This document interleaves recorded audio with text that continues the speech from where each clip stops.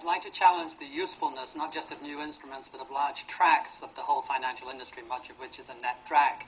I start with the investment management business because I think intuitively, obviously, you can see that we collectively add nothing.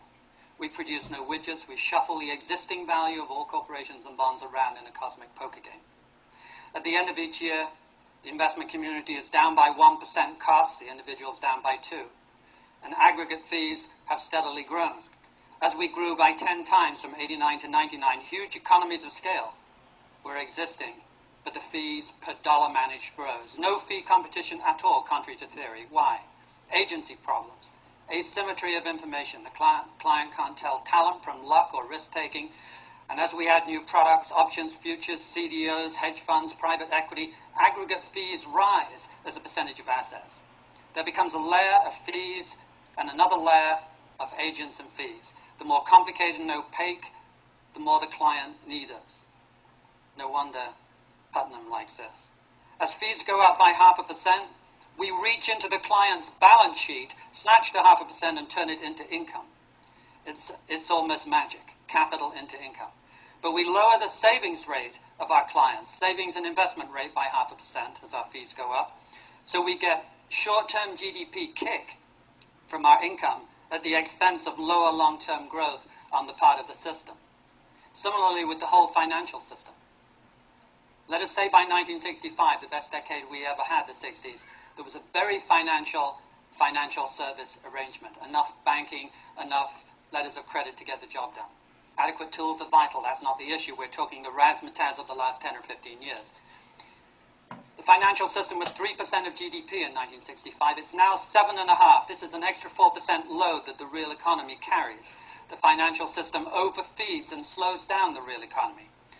The first 100 years up to 1965, the economy was like a battleship growing at 3.5% a year. Even the Great Depression bounced off it. After 1965, the GDP ex-financials grew at 3.2%. After 1982, at 3.1%. After 2000, at 2.3%. All of these to the end of 2007, not including the current problems. From society's point of view, this 4% works like looting or an earthquake.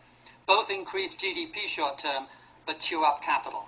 They might as well be retirees or children, all these extra people in the financial business, but they are much, much more expensive.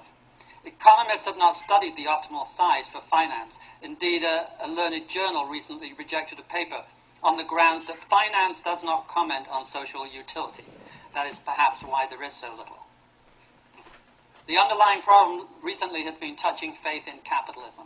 This faith was based on 50 years of a dominant economic theory that was shockingly not based on facts but on unestablished, unprovable assumptions, rational expectations. This has given us efficient markets. So why regulate new instruments if capitalism and markets are efficient? Or why regulate anything?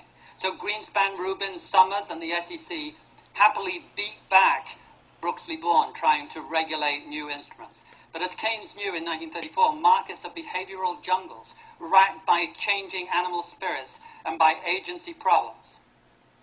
Efficient markets assume symmetry of data on all sides. In real life, agents have all the data, and the principal clients know little. It's like taking candy from babies. The more opaque and complicated the new instruments, the easier the rip-off.